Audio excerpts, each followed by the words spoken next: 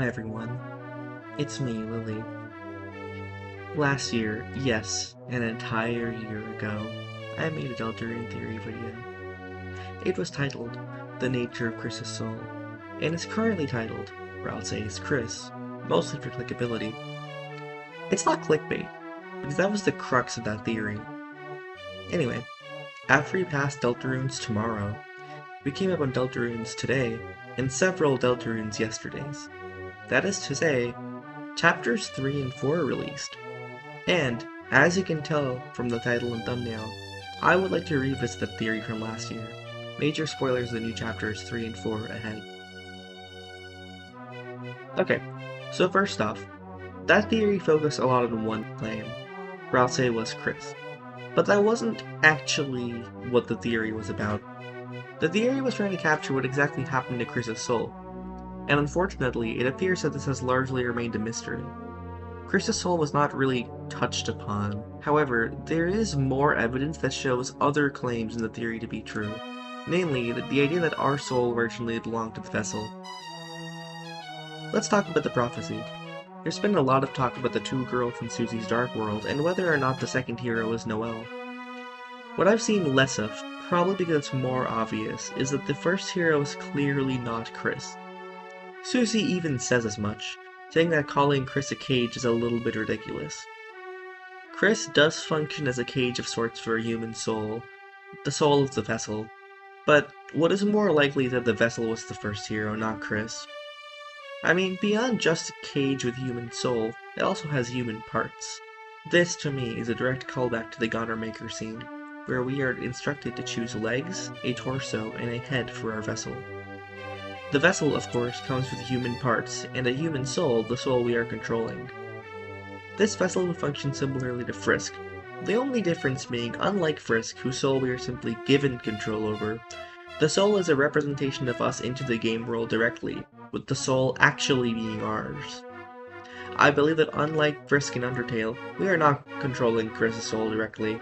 In fact, we have no control over Chris's soul at all. Dialogue in Noelle's house in Chapter 4 also implies that Chris does not currently have their soul. This was the entire reason I made the last theory, because I did not think that the soul we are controlling was Chris's soul at all. It's not like we latch onto their soul, we are the soul, and we simply do not belong to them. That's why Chris is seemingly able to reach in and throw us out. I mean, it's possible that, say, Frisk could do the same, or any of the fallen children in Undertale, or even Chris with their own soul.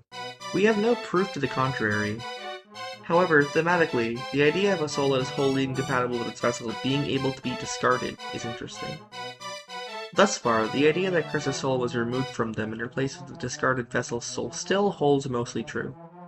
Chris isn't just being controlled by the player, they've been possessed with the soul of the player.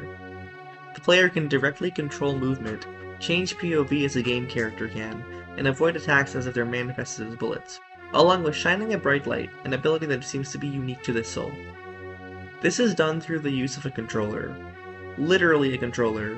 Your keyboard, your controller.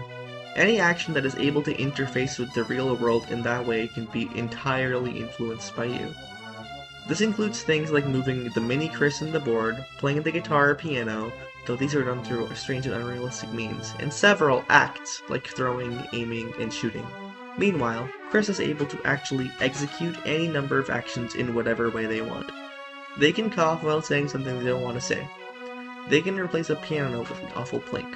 They can hold upwards on a controller if they really don't want to move their game character into the 8-bit shelter. And yes, every single act they do is entirely their choice. It's unclear where the options you can pick from come from, but they can execute them in whatever way they please. And yeah, I do think Chris is actually good at flirting. We input nothing besides telling them to do it. They can do it however they want. It's on them. They would just never choose to do it otherwise. Also, the fact that the soul belongs to the player is blatantly obvious by Chapter 4. If you don't know what I'm talking about, please go play Deltarune again.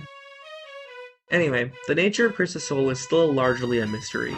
Let's revisit the ideas given during my first theory and see how well they hold up. I'm gonna do it in the same order I did last time.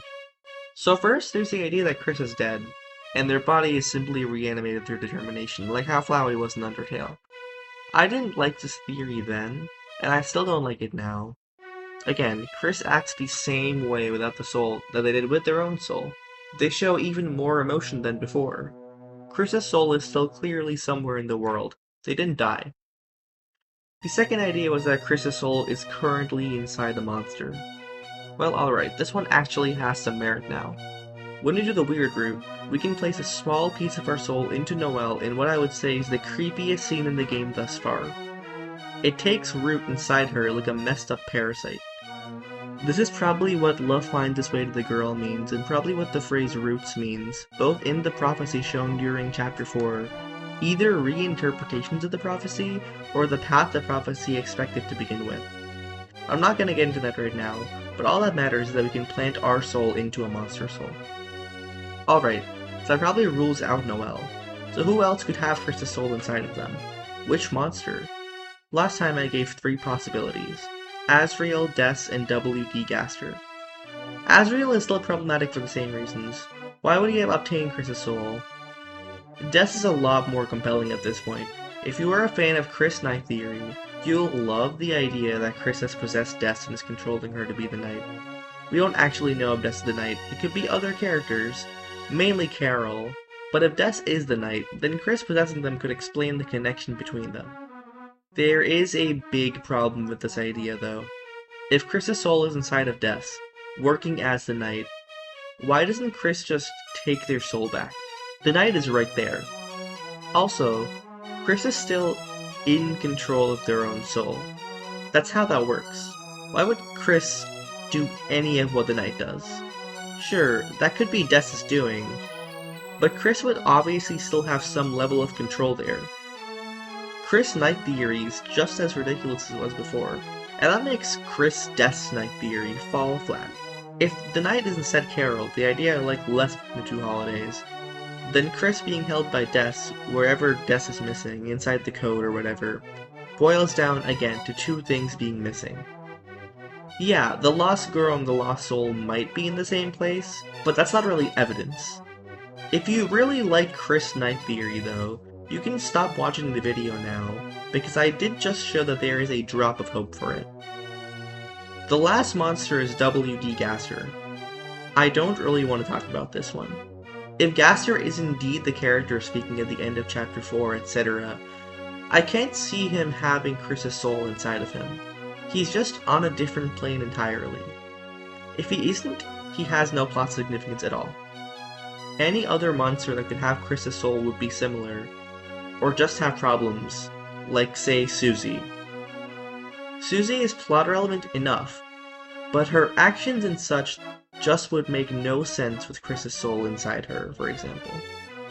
The third idea was that Chris's soul is just in an unmarked location, held wherever the vessel currently is. Yeah, that makes sense, though it's kind of a nothing theory. Alright, now we come to the last bit. Rouse is Chris. Now this theory is just as much a theory on the origin of Rouse as it is a nature of Chris's soul theory. If you approach it from the Chris's soul angle, this theory can be tweaked, but still works just fine. Rouse still clearly represents a piece of Chris, something in Chris's memory at the very least, and Chris's soul being trapped in some kind of grand fountain in order to create a darkener that has infinite range still makes some sense. Except, no, it doesn't. A soul wouldn't turn into a darkener. What would turn into a darkener is a picture wrapped up in memory. There's another theory about who Rouse is. The creator of this theory hasn't said anything about the events of Chapter 4 yet. This theory, affectionately known as Piles of Asriel's Dust by the community, stipulates that Asriel died and his dust on a pile of clothes is what becomes Rouse. This theory is linked in the description. There are a number of issues with the theory, mainly that Asriel is very much alive. The theory accounts for this by saying that Chris is simply lying to everyone about Asriel's current whereabouts, which I currently think is a little ridiculous, but it's not impossible. Anyway, why am I talking about this? Basically, in Chapter 4, another piece of this theory, the piece that says the Roaring Knight would be a darkener made of Gerson's dust on his hammer, Oberon Smog, is shown to be at least partially true. While, no, Gerson is not the knight. He does appear in the Chapter 4 Dark World. And what exactly is he in the Light World? He is a glass case containing Gerson's dust atop Gerson's hammer alongside a picture of Gerson. He is a memory of Gerson reincarnated in the Dark World as a Darkner, but his form is literally that of a Lightner.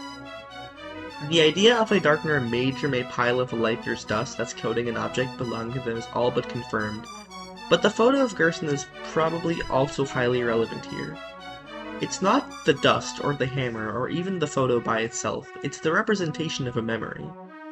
Ralsei says just as much. This basically means that a memory of a Lightner can be used to create a Darkner. As to what this means for Chris's soul being Ralsei, it means that Chris's soul probably isn't Ralsei. Ralsei is probably three things put together: a red headband, a green crayon, and a picture of Chris dressed up as a monster. Either that or a drawing of them in green crayon as a monster resembling Azrael. Yeah, the Chapter 1 theory that Ralsei is the red headband is the most probable idea, not Chris's soul.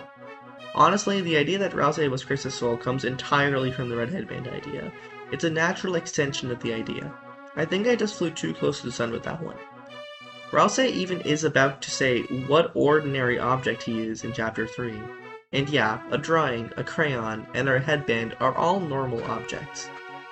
If he was about to say, I am a human soul that belongs to Chris, a representation of their hopes and dreams while also representing a deep jealousy of their brother Azrael, he probably wouldn't have framed it in the same breath as calling Lancer a playing card and Queen a laptop. Ralsei, to me, does still represent Chris's inner desire to be like Azrael, but I also don't think Chris resents Ralsei anymore. Chris sees Ralsei as a friend, even if he is vaguely familiar and makes Chris feel an inferiority complex. Of course, this now leaves open the actual theory, the nature of Chris's soul. The nature of Ralsei is a much easier door to close after Chapters 3 and 4, but the door to the nature of Chris's soul is, how do I say it, missing its hinges. Chapter 5 and above need to actually explain what's going on, because right now the best I could come up with was a half-baked reinterpretation of Chris Knight, a theory that I never liked to begin with. Chapters 3 and 4 really threw a wrench into the theory crafting angle I was going for, even if it largely confirmed all the bases that the theory was founded on. If you go back and watch that theory, the only part that has been weakened drastically was the conclusion. All the pieces used to make that conclusion have been strengthened, such as the nature of the player's soul, the idea that Chris is currently soulless, and the idea that Chris was never supposed to be part of the prophecy. All these pieces simply led to the idea that Chris lacks their soul and that it's lost. Probably more lost than Death if she's the knight. So what's the nature of Chris's soul? I don't know. Somewhere else. Probably not in the shelter. Probably just alongside whoever was talking at the end of the Goner Maker sequence. Yeah, theory number 3 is the most likely idea from the last video. It's the most boring one, but it's the one I presently believe. Again, that's a nothing idea. That's kind of the same as just saying it's somewhere. What do you all think? Do you think Ralsei could still be the manifestation of Chris's soul? Is the fact that Chris Knight could be reborn as Chris Death Knight making you jump out of your seat in excitement? I deeply regret that idea, actually. We don't need another year of Chris Knight discourse. Do you think Chris's soul is still in them? And instead of the vessel soul being swapped with Chris, we simply switched control to Chris's soul? The same way Susie switches her control to Chris in Chapter 4? Genuinely, that's totally possible too, I just think it's less likely. That's everything I've got, honestly. Thank you for watching. Goodbye.